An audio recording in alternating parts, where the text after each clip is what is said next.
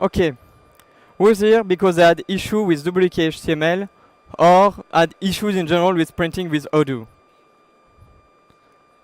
Okay, some hands. So who's here just because they want to nerd about browser engine, maybe? Okay, some people too. Okay, so I have quite a diverse crowd. So with Odoo, in Odoo we have like quite a number of issues with a tool called wkhtml that is used to render our document. These issues go from a range of broken font, missing text, missing images, which is not acceptable for critical business documents. And to add to our misery is that the tool we use has been deprecated since 2020. So there is no really way forward. So what I did is that I went on a quest for a new replacement. So who am I? My name is Clem. I'm a software developer at Odoo, and I'm also the lead developer, the lead of the Paper Muncher project. And obviously, I'm not scared of building things from scratch. So what is wkhtml? wkhtml is like a simple CLI, but it's quite easy to deploy. You can just sudo apt install it. It's quite fast in general case and work most of the time. But as Odoo scale, the most of the time become like it never worked and it never works. And behind the hood of wkhtml is the same browser engine as Safari. And it's quite an old version of Safari. It's like WebKit from 2014. And as you may know, like CSS and HTML has changed a lot since then. And to make this work, the team, the person that started this project, they did it for themselves, and they do it just like, oh, I can just wire this up, do a quick hack, and it works. But then other people started doing it, and they added more and more hacks on top of it, up until like the breaking point where the project was no longer it was no longer possible to make the project evolve and fix bugs. And also another issue with wkhtml is the way it works more conceptually. Since it's a browser engine from an actual production browser, it tries to behave like one. So when you start wkhtml, all of this is in the command line, but what it does is like it creates like a hidden browser window that you don't see, load the document into it, so it will do all the document loading. Then it will throw all of this away. It will load it as if you clicked on the print button, then load it again into the print preview of the browser, output this as a PDF, and then it will go back to its window and then exit. And then, oops, I'll go too fast. And then exit. And as you can see, it basically does 3 times the work. That should be simple work. Ideally, it will just load the document, output this to a PDF. And so with this state of affair, okay, and so this what it looks like as a performance graph. As you see, it's basically an exponential in CPU time and an exponential in memory usage. So that's no good. And so it's with this state of affair that I went on a quest to find the perfect document generator for Odoo. And the first tool I stumbled upon when I went on this quest is ReadyPrint. ReadyPrint is also like wkhtml, that it's really simple to install. It's a really nice tool made by really nice people.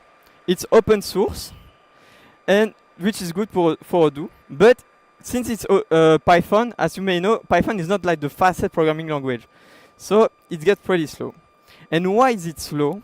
It's because of the Python object model.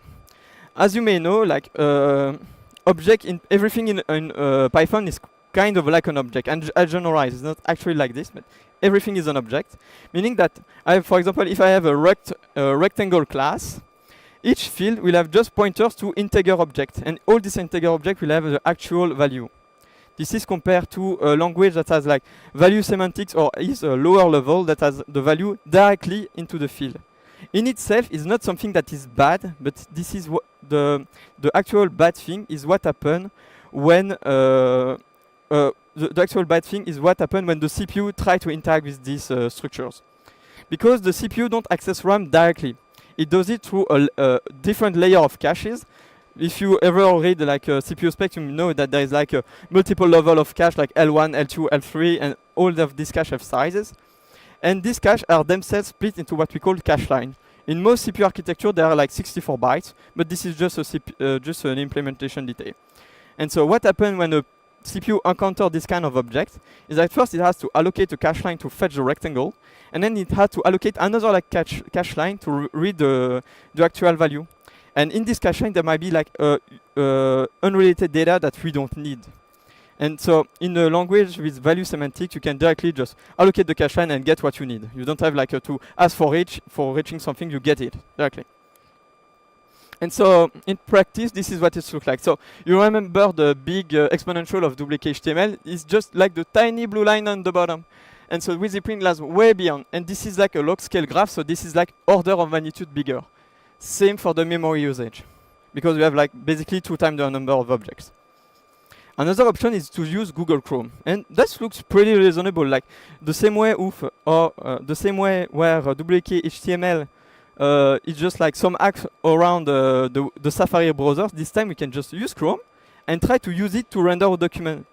But in general, Chrome has not a reputation of being quite resource light. For the speed is really fast. Like this, I can't say anything about this. But for memories usage, you remember the wkhtml exponential horrible, and then you have like 2 orders of magnitude above. You have Chrome. You know the meme. Chrome is all the RAM. So, and this is mostly true for all browser engine, because browser engine and builds are built for interactive web usage, meaning that what they want is that they want you to load the web page. If it's a tiny amount of slow, it's okay. But what they want to use is that when you click on a button, it's instant, really fast. And that's not what we want. What we want is load the web page as fast as possible with the least amount of memory, and then just dump it as a PDF. And so we are kind of stuck. There is no good alternative. And so the reign of wkhtml continues. We stay in this limbo. And so all hope is lost. And what do we do when all hope is lost? We ask for a hero, a Paper Muncher. So what's the idea behind Paper Muncher? The idea of Paper Muncher is take what was good about Google Chrome. It was really fast. And what was good about WizzyPrint is that it was simple, small, and easy to contribute to. And we take these 2 things and we put them inside of one thing that we call Paper Muncher. And you might say, yeah, but why you start from HTML and CSS? Maybe you can invent like a simpler language, like domain-specific language, like a language designed for making documents, is quite hard to make, because designing things is always hard. You have to think about all the use cases that people might need. Then you have to implement it, that's the easy part, and then you have to teach it. And with the developer community of Odoo that grows and grows, that's not easy to do. And also you will break all the report that all our clients have like paid huge amount of money to make, so they won't be happy. And so that's why we stay with WebTech, because WebTech are really they basically support everything. Like there is like thousands and thousands of pages of specification just to support basically everything. They are mostly complete. And everyone knows them. You learn them at university, basically. But how can we turn HTML and CSS to a PDF?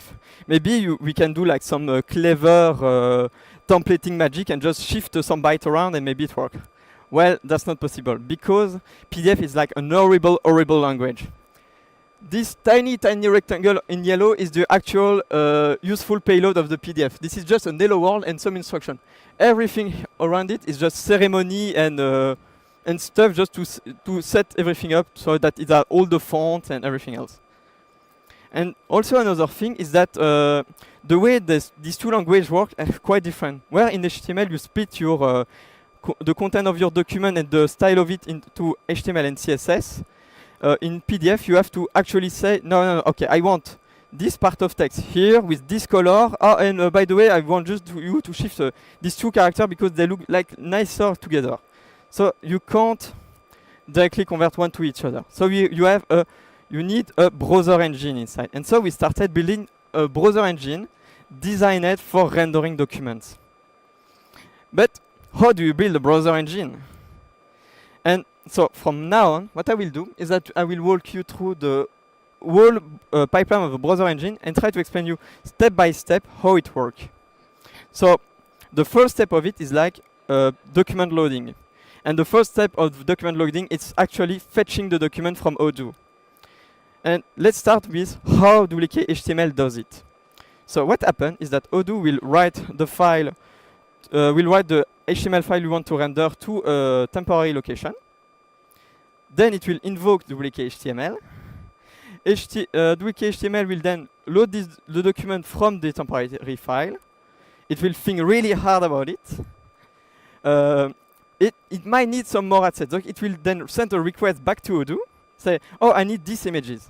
And this is an important issue that is with wkhtml, is that if you have only one worker, there will be no one to respond to the request. And so it will just sit like this. And so that's no good for small database. Then it will write the actual PDF that is produced. Then it dies violently. And then Odoo get notified that it died, and Odoo will read the PDF from the temporary file. And as you can see, it's like this big Goldberg machine. Like there's like a lot of things that happen, but they don't really need to happen. And so, in Paper Muncher, we need to simplify that. And to simplify that, we just took an idea that is as simple as Unix pipes.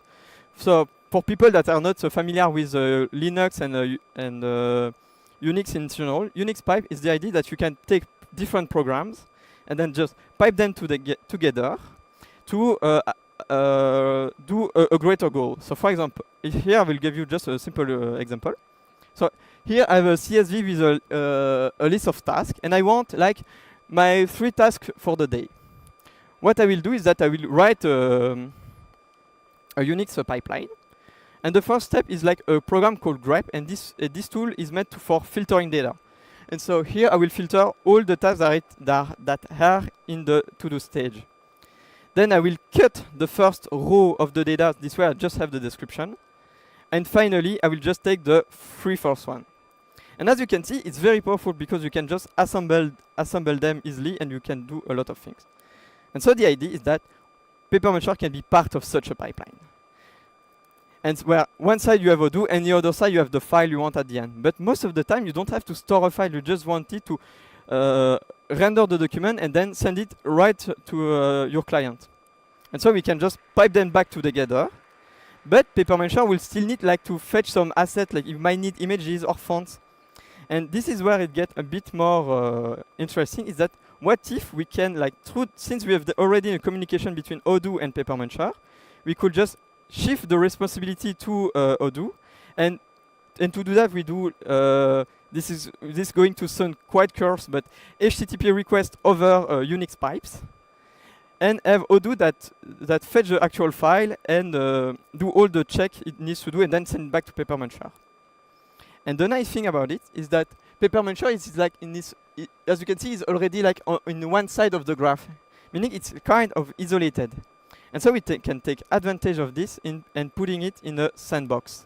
And how we do a sandbox for Paper Muncher is that we use a technology called Linux seccomp and namespace to harden this sandbox to make sure Paper Muncher stay in this box. The munching stay in the box. And this makes everything more safe, because since we wrote Paper Muncher ourselves, it might have bugs, and this way these bugs stay contained and they can't harm the system. But what I told you is just one mode of operation of Paper Muncher. You can like pipe stuff from std in, you can write it to a file, or take an HTTP request, send it to another server in like some kind of micro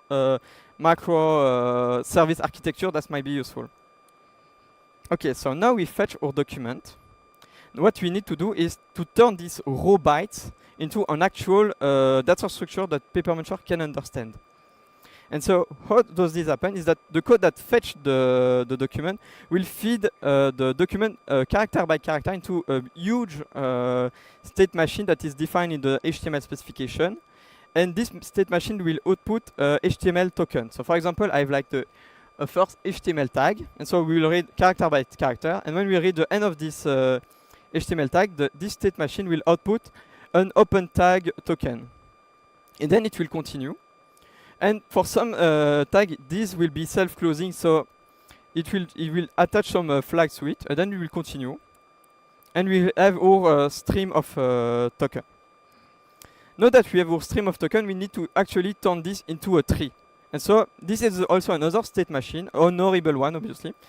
And we'll take every token and then turn this into the tree. So first I see an open tag, I create a DOM node, an HTML DOM node. Then I do this for the head of the DOM, then the our metadata tag, and we continue like this up until the end of the document. Yep, sorry. Now that we have loaded our document, we need to get the assets. So for most assets, it's simple. We just fetch them the same way we fetch the HTML. But for some assets like CSS style sheet, there is more processing that need to happen. So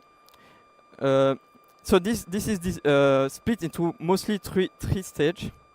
First, we have our CSS code, and then we have like some intermediate representation, and then we like the DOM, we have like an object model that represents all the style sheet and the rules. And why do we need this intermediate representation? This intermediate representation is what we call the SST, the skeleton syntax tree. And the idea behind it is that in the CSS language has this feature that is like both backward and forward compatible, meaning that a browser in the future should be able to read all CSS, and a browser now should be able to read future CSS. It might throw stuff away and not interpret it, but it needs to be able to parse it. And so to do that, there is like a set of standardized syntaxes, and we turn them into a tree that don't have like semantic information attached to it. So in this case, I have a bunch of rules, and so I have a list SST node, and then some rules, and then some declaration.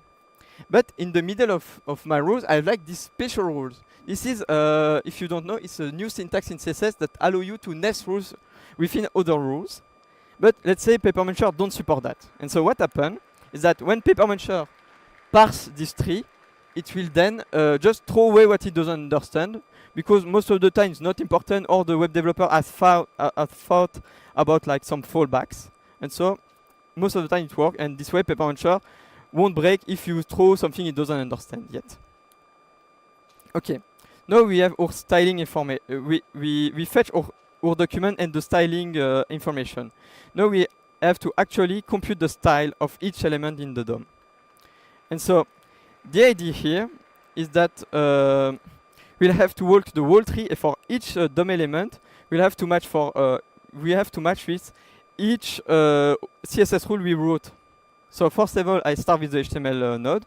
This guy doesn't have any more rules, so it will just use some initial style. Then we go down, we do inheritance, and then we again look at all the rules, but still there is nothing for them because they are mostly metadata, so there is no visual information for them.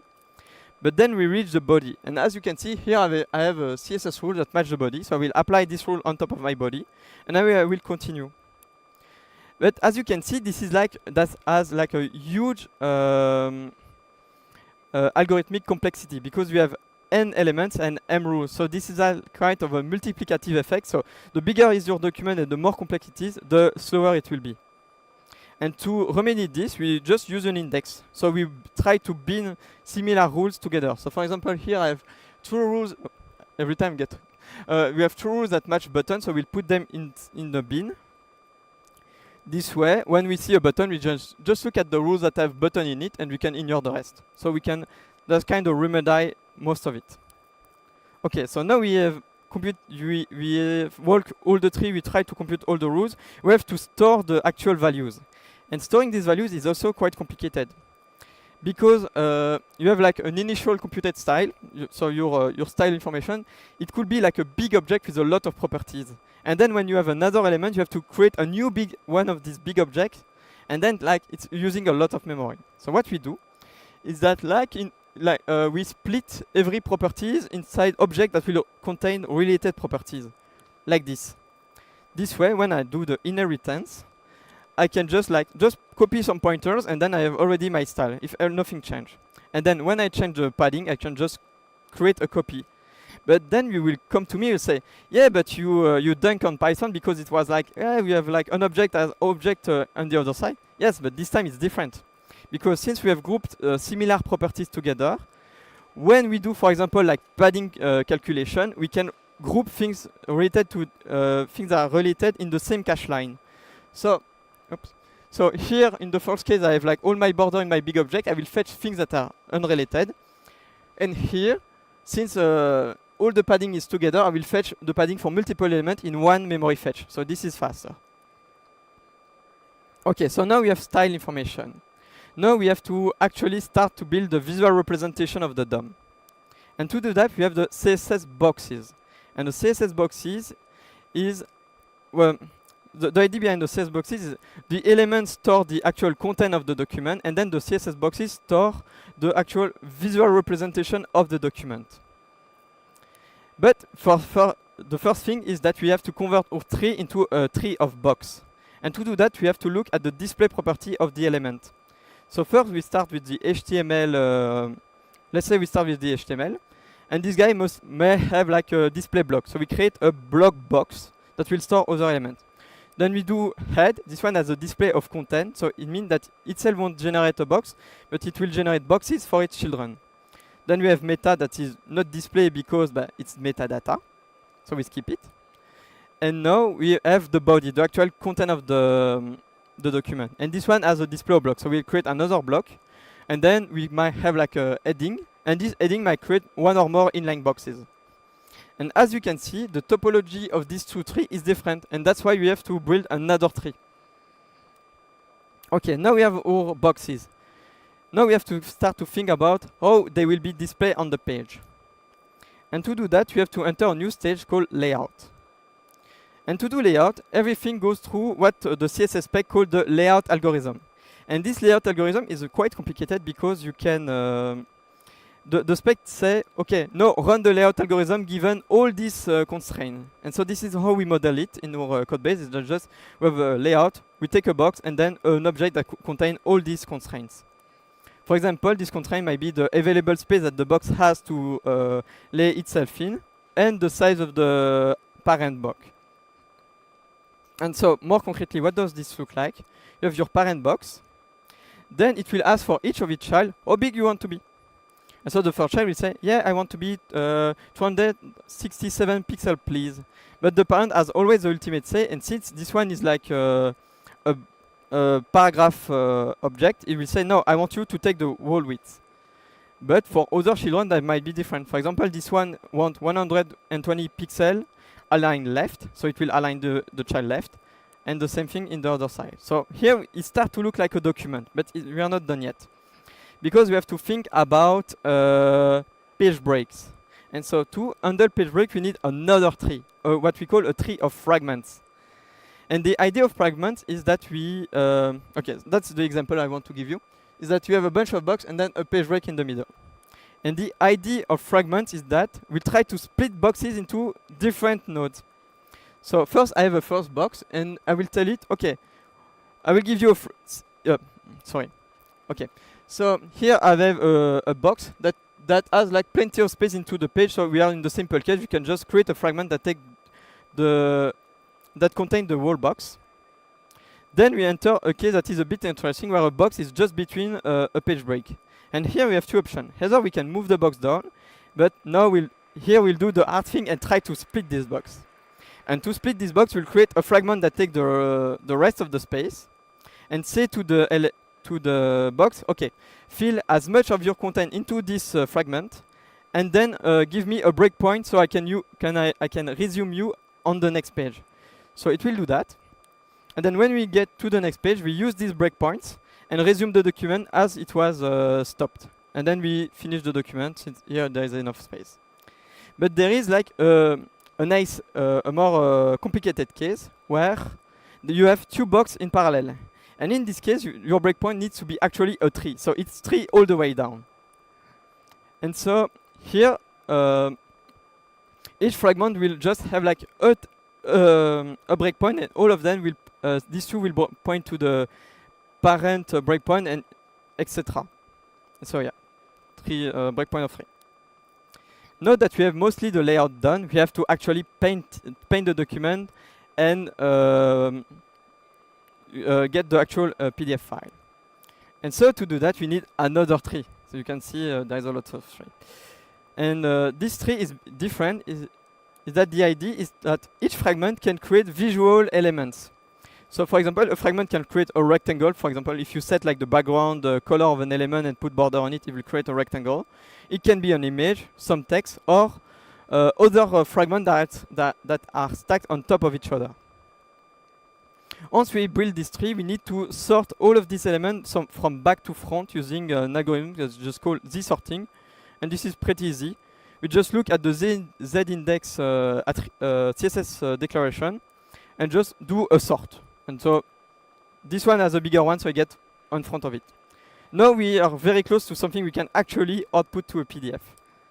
And to do that, we have an abstraction we call the Canva. And the idea behind the Canva is that it's similar to the HTML5 Canva, is that it will give you a bunch of primitive operations like draw rectangle here, move, set the transform.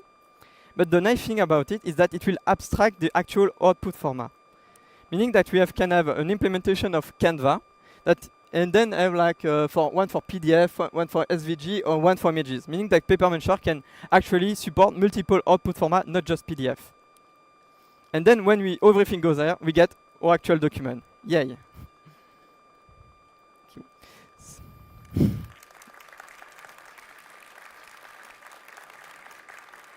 Okay, thank you. So that's all for the pipeline. So I will just repeat so you can see. First we fetch the document and parse it. We style it, then laid it out into the page, and then we output it as actual PDF. But in reality, this pipeline is way more complicated. What I covered was kind of the general case, but there is more detail, but that was not important for this presentation. And actually, this is how it looks for Paper Muncher in terms of performance. As you can see, we are way below wkhtml, and if there were Chrome, we will be even faster than Chrome. And for memory, right now, for really small document, we are better than wkhtml, but we have still some work to do to get below wkhtml, but this should be soon enough. Okay, now I will show you a quick demo. Just you need to keep in mind that it's still an alpha software. You don't use it in production. Don't give this to your client, please. Okay, so demo time. So this demo will be quite simple. I will do what FP like to do a lot. It's just you click on stuff and you see how fast it is now. So here I have a database that uses wkhtml. You do print, and it takes some time. I can even drink a bit of water. Okay, I have it. And now we have Paper Muncher. It was instant, basically. And I can look at the wkhtml one. Oops, that's not the one I wanted. So, well, I don't know where it is. Okay, it generated it. And then we can look at the Paper Muncher one. As I said, it's not ready yet. As you can see, there is like some layout issue, but we are working on it. So that's it. And then you can now I show you quickly how you can use it from the CLI. So the CLI is simple. You can type Paper Muncher. Then, since there is by default there is a sandbox, but here I want to show you using a local file. I have to add a unsecure. And then you have two options. Either you have print or what we call a render. Render is when you want to just take an HTML file and render it as an image. But here we are mostly interested in print. And then you can just give it your file. So I can just, if I find my keys, I will find them. I have like a simple file. Let's say I want, no, that's not the one. Let's say I have, okay, Odoo, and I will then, let's say I want sell order. Then I can just type O and then output.pdf. Then I have my output.pdf. So here I have a sell order. I didn't configure just right, so it's not perfect. So, okay, but it does not just support just HTML file. You can give it an SVG. For example, here I have the Odoo logo in SVG, and then I can render it and then open it as a PDF. So we can convert SVG also to PDF, and it's go even beyond that. We have a simple Markdown parser, so you can take a Markdown file. So I will just showcase and then take some Markdown file, and then I can have my Markdown file render as a PDF. So, okay, and that was about it for the demo. Sorry, I was a bit fast. Thank you. Okay. So, what is the state of things? we use a tool called the WPT, so the Web Platform Test to test Paper Muncher. It's a huge test suite that is developed by the guy that does Chrome, Firefox, Safari, and they put all their tests together, and then we can test our engine on it. And right now we do some subset because we don't have JavaScript. Right now we have like 20% of coverage, and this cover mostly things like flexboxes, table, SVG, Z-index, and everything I show you. And so that's about it. And for the future, obviously we want more support. You are thinking about adding JavaScript support, more output format. For example, like ZPL. I don't know if you ever work with ZPL to do like grocery ticket or something. It's an horrible language. So if you could use like QWeb template and some HTML will be way simpler. Better dev tool, because right now we don't have dev tool as good as Google Chrome. And obviously maybe like a support Windows, but we need Windows anyway. And I'm open to your ideas. So, and finally, some acknowledgement. First, I want to thank my team here, because without them, this would not be possible. And also, I want to thank Anthony that he didn't laugh when I asked him, yeah, we should build our own browser. Thank you. Okay, so this QR code will give you the copy of the slides and also some links to the GitHub. Feel free to start, please. And Q&A now.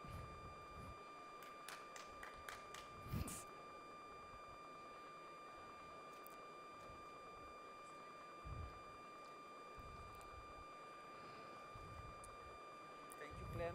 Okay.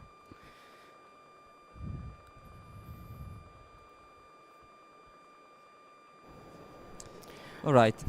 So thank you, Clem. The people, thank you for the links in the Discord, in the pad. Sorry. First question that might be the most annoying. They are asking. So for Odoo 19, we are still stuck with. That's me that control this. Yes? We are still stuck with wkhtml.pdf, right? Can you show the question? For Odoo 19. We'll see. Right now we don't. It's not ready for production, so we'll see what will happen. Maybe we'll backport it, or as a module we can install, but we don't promise anything. And so, do you have any idea when Paper Muncher will be ready? Our timeline says around like Odoo 20 to 21. That might be in flux. And then, what is your plan on right-to-left languages support like Arabic? This is we are working on it. Do you plan to allow users to add page breaks when they want? Yes, this is supported right now. Do we really need JavaScript support? Isn't this a bit overkill for Odoo? That's to be debated. That's why it was like lower in the list of priorities. Some people want it, but in my opinion, you can just use a pipeplot, generate an SVG, and then put that in your template. And it might be a good idea to take a look at the XSLFO project, also known as Apache FOP project. I think we tried it when we did I just like cover like the two main one, but we tried a lot of things, and most of them had like similar issue. Like if you give it like a document that has like 300 rows, I know this sounds stupid, but people need that. It will most of them break outright. So for example, on Chrome, I didn't say it, but Chrome, even if it was fast, the graph ended quite soon because Chrome did not finish at some point. Why Markdown was implemented in Paper Muncher? Because it was fun to do, basically. Then,